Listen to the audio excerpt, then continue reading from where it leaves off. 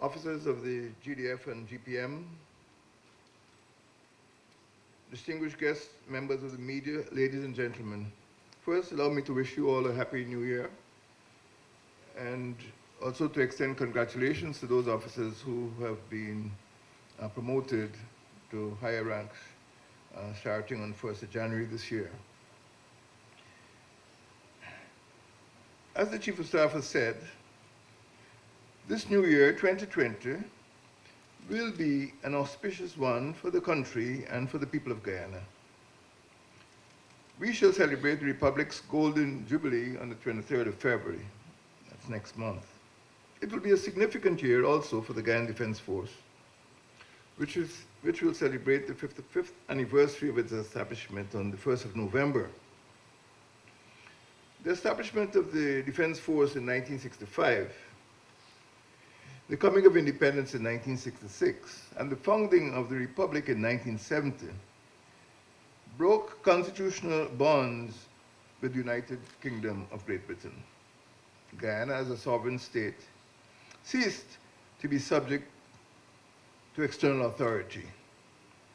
Guyanese were invested with the responsibility for safeguarding national sovereignty and the defense of our country's territory. Guyana's territory includes its landmass and maritime zone, the territorial sea and exclusive economic zone, and the resources which are found within these zones. The defense of the country's territory is integral to the protection of its land and maritime resources, our national patrimony. Our Constitution stipulates that the state's defense and security policy shall be to defend national independence, preserve the country's sovereignty and integrity, and guarantee the normal functioning of institutions and the security of citizens against armed aggression. The Defense Act explicitly entrusts the Guyana Defense Force with the defense and maintenance of order in Guyana, among other things. The Defense Force is charged with preserving, protecting, and safeguarding the country's patrimony, its political independence, its territorial integrity and sovereignty. The force is mandated to protect our territorial borders and maritime zones and to resist and repel attacks on our land and on our people. Officers, the Defense Force has executed this mandate in an exemplary manner for the last 55 years. The Republic owes a debt of gratitude to the men and women who have protected our homeland and its resources. Particularly, remember last year, 2019, when we observed the 50th anniversary of the defense of the New River and the suppression of the Rupununi Rebellion. We should always remember the men and women who were involved in those operations. The sovereignty of the state and the prosperity of the people depend on the preservation and protection of the country's bountiful natural resources. Illegal appropriation and exploitation of these resources undermine national sovereignty and security and deprive the people of the opportunity to enjoy a good life. The Defense Force is tasked with responding to the four formidable fundamental threats facing our country. First, the interruption of economic activity in the country's exclusive economic zone has been a grave threat in the recent past. The country's maritime zone now is the scene of a surge of economic activity. Petroleum production has commenced and exploration is continuing. The EEZ must be protected from illegal incursions aimed at the intimidation of investors or interference with production. Second, the country's fisherfolk have been threatened by criminal attacks in the past. The fishing sector contributes to the national economy and to food security.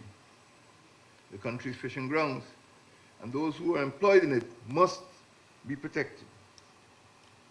Third, illegal miners from other states have entered our territory occasionally to exploit our mineral resources unlawfully and to steal our wildlife.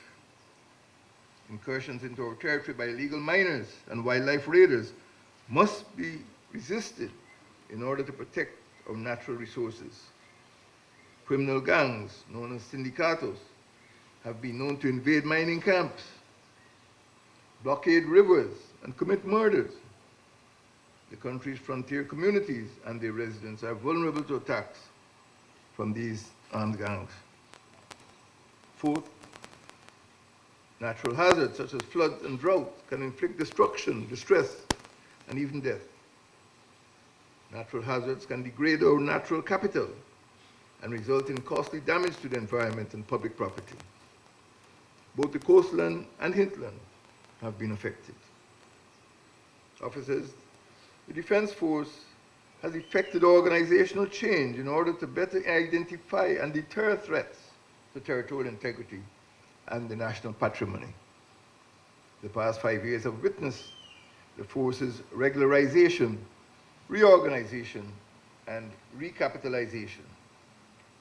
The Defense Force, I agree with the Chief of Staff, is fit for role. The promulgation of a defense doctrine, the strengthening of the technical core, the pursuit of defense cooperation with friendly countries, and the implementation and organizational restructuring have improved the force's readiness to respond to these threats.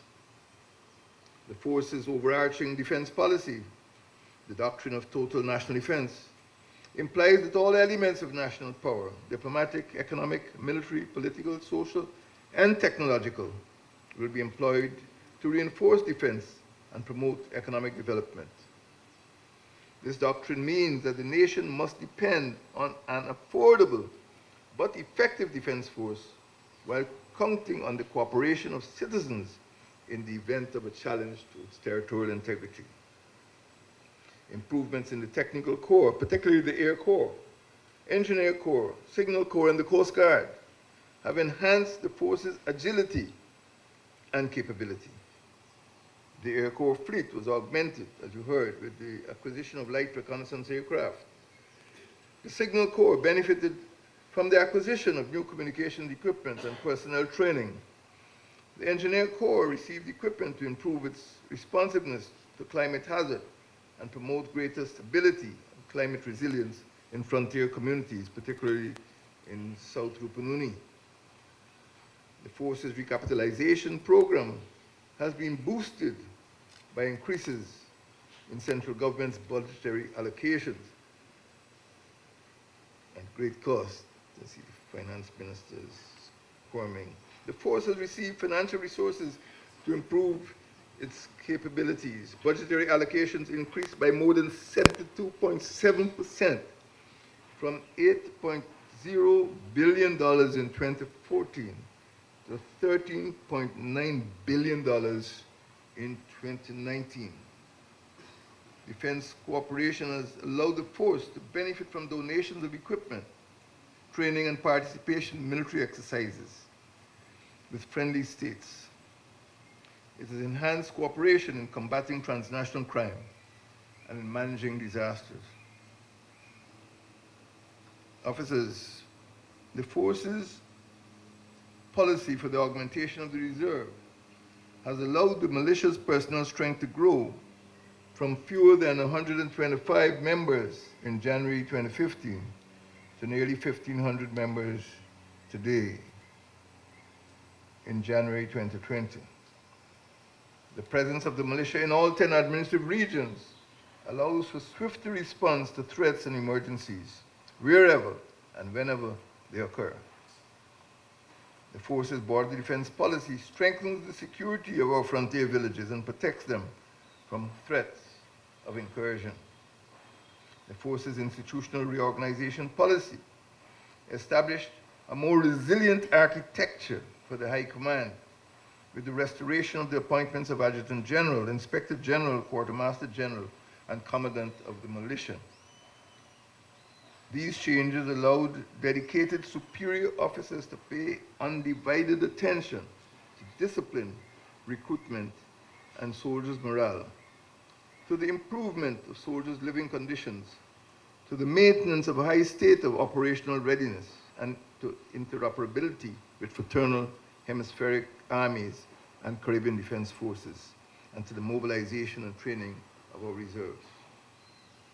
The forces training policy for the ground forces has refocused attention on operations in the jungle, rivers, and savannas, and to improving logistical support to soldiers in the field in difficult weather and terrain and for long periods.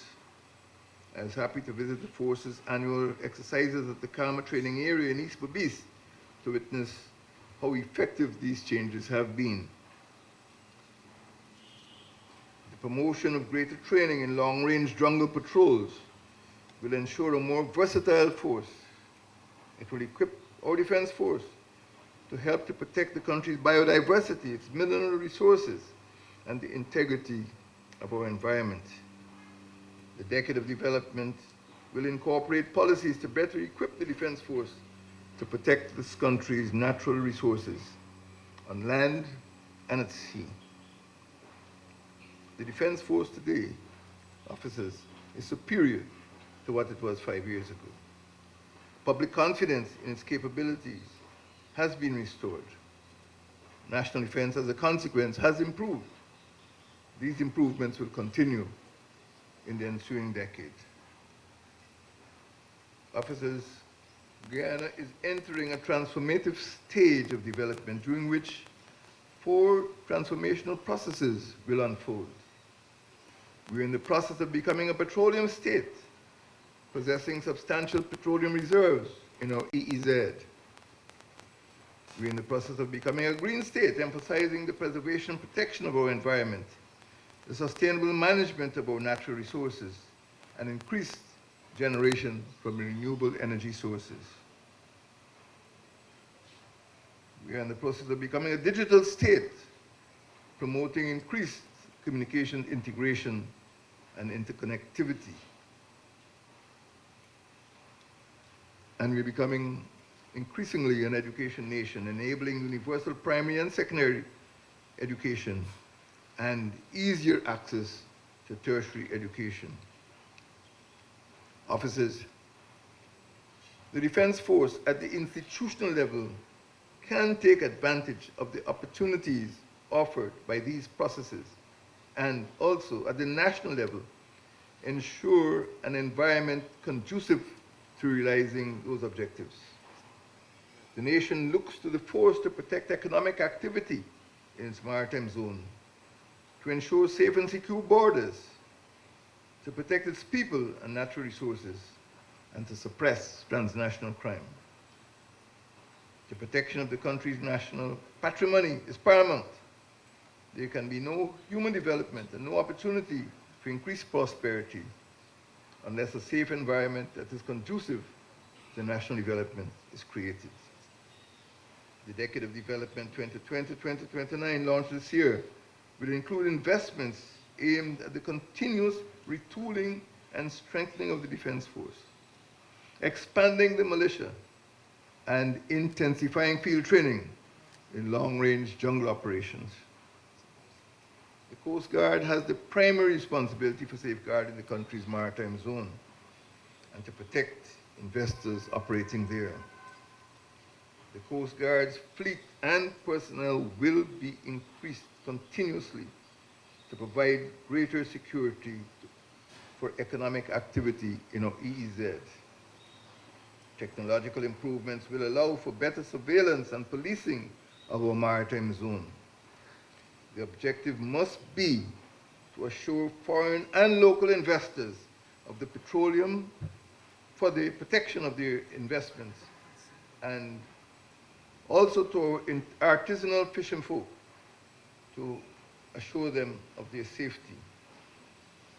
Officers, I became president in May 2015, and I visited the Coast Guard headquarters on Monday, the 1st of June 2015, almost exactly 2 weeks later. I called in the Coast Guard then to protect the country's most vulnerable frontier, the fourth frontier, the coast. I urged the Coast Guard to combat maritime crimes such as contraband smuggling, piracy, and all forms of trafficking which distort the economy and contribute to making Guyana a poor country. I said then, and I quote, "You in the Coast Guard are not just looking after the rivers and the coastline, you are protecting the future of our country. You are protecting our children's inheritance, and you are protecting the patrimony of this great nation." I returned to Rheinville on the 30th of March 2017 and urged the Coast Guard to augment its capability to provide security for offshore oil exploration and production and to suppress illegal activities. I said then, nearly 3 years ago, and I quote, "Our exclusive economic zone is the next new frontier of economic development. Petroleum exploration is now taking place apace in Guyana's offshore waters. A number of foreign companies are engaged in this sector. The Coast Guard must be strengthened to provide greater security to investors in petroleum, fishing, and other maritime activities. Guyana must continue to ensure the safety and security of its sea lanes so that ships can enjoy safe passage within and through our waters. International trade, like petroleum exploration, is a driver of economic development. The Coast Guard needs a stronger and larger fleet of vessels.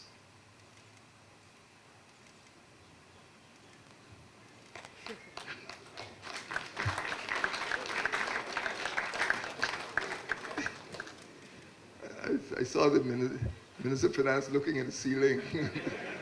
He's wondering where the money will come from. But we can only do what we can afford. We need surveillance equipment, larger and faster vessels. The government of Guyana will do everything that is possible within the limit of its resources to ensure that assets are provided for the recapitalization and strengthening of the Coast Guard so that it can effectively discharge its function. This is what I said 3 years ago. Officers, the Defense Force is the guardian of the country's national patrimony, is integral to its economic development. Economic security is essential to national development. The people of this country can benefit from its bountiful resources only if they are protected. Officers Conference 2020, therefore, should consider the Defense Force's role in strengthening border and maritime defense and ensuring the economic development of our beloved country. I thank you and may God bless you all.